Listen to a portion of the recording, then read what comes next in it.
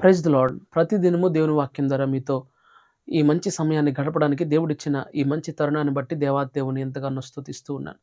ఈ దినము దేవుని వాక్య నిమిత్తమై లేవియాకాండము 22వ అధ్యాయము 12 వచనంలోని చక్కటి లేఖన భాగాన్ని ధ్యానాంశంగా గమనిద్దాం.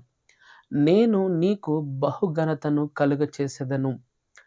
ఈ యొక్క లేఖన భాగంలో బిలాము యొక్క ఉదంతాన్ని లేదా బిలాము యొక్క సంఘటనను మనం గమనిస్తున్నాం. ఏ విధంగా గాడిద ప్రవచనాత్మకంగా మాట్లాడడమో, లేదా ఈ యొక్క సంఘటనలన్నీ కూడా ఆ అధ్యాయంలో లేవియాకాండము 22వ అధ్యాయంలో మనం గమనిస్తూ ఉంటున్నాం. ఇక్కడ అక్షరార్థంగా చెప్పబడిన మాట ఎవరి గురించి అంటే నో డౌట్ రాబోతున్న మెస్సియా గురించి చెప్పబడింది.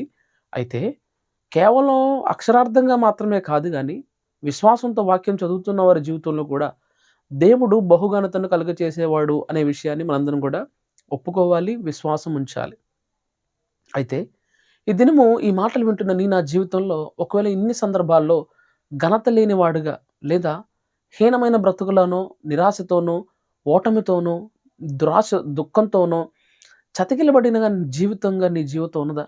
ఎన్నో సందర్భాల్లో కష్టపడుతున్నా కానీ కష్టానికి తగిన ప్రతిఫలం లేక, ఆ కష్టానికి తగిన ప్రతిఫలం రాక, నీ జీవితంలో ఎదగలేక, నీ జీవితంలో ఎక్కడ వేసిన గొంగళి అక్కడే ఉన్నట్లుగా నీ బ్రతుకుందా?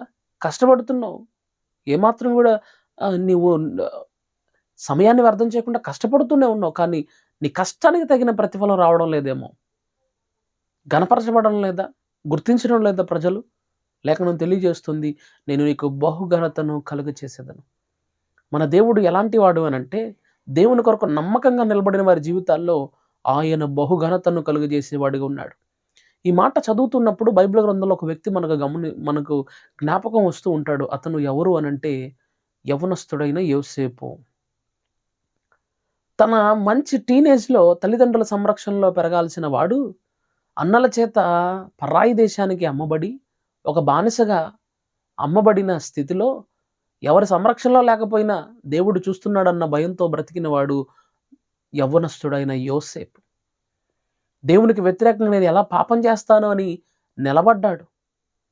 నిలబడినప్పటికీ నీతి కొరకు నిలబడిన ఎవరు పొందుకోలేని అవమానాన్ని పొందుకున్నాడు.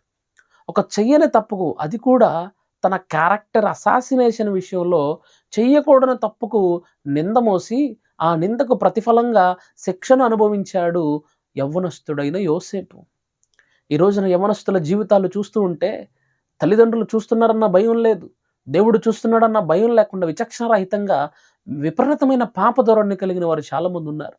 ఈ రోజున ఎంతమంది యవ్వన బిడ్డలు దేవుడు చూస్తున్నాడన్న భయం లేకుండా, తల్లిదండ్రులు చూస్తున్నారన్న భయం లేకుండా ఎంతమంది యవ్వనస్తులు వివాహానికి ముందే వారి జీవితాలను పాడు చేసుకుంటున్నారు. నువ్వు ఘనత పొందుకోవాలి అంటే నీ జీవితంలో ఒక మంచి సాక్ష్యం, ఒక మంచి నీతి కలిగిన జీవితం ఉండాలి ప్రియులారా.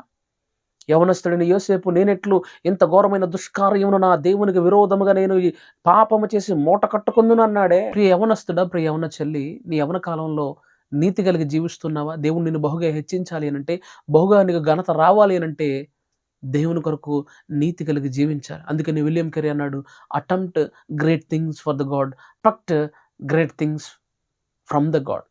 దేవుని కొరకు గొప్ప కార్యాలు చేసి దేవుని నుంచి గొప్ప ఆశీర్వాదాలు ఆశించాలి అని దైవజనుడైన విలియం కెరీ తన యొక్క జీవితానుభవంలో తెలియజేస్తూ ఉన్నాడు.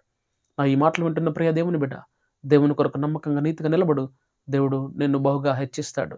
యేసేపును 40వ ఏటనే దేశానికి ప్రధాన పౌరుడిగా మార్చిన నా దేవుడు, నీతి కలిగి నువ్వు జీవిస్తే, యథార్థంగా నువ్వు జీవించగలిగితే దేవుడు నిన్ను బహుగా గణపరచగలిగిన సామర్థ్యము కలిగిన వాడు. ప్రార్థన చేసుకుందాం. పరిశుద్ధాత్మ దేవానికి వందనాలు. మా ప్రియులు ఎంతమంది ఈ మాటలు వింటూ విశ్వాసంతో ప్రభా ఘనత కావాలని అందరూ ఆశపడుతూ ఉన్నారు. ఘనత కావాలని ఆశపడడంలో తప్పులేదు, కానీ అంత ఘనత పొందుకోగలిగిన సాక్ష్య జీవితాన్ని వారికి దయచేయమని యేసుక్రీస్తు నామమున అడిగి పెడుకున్నాను తండ్రి. ఆమేన్. God bless you.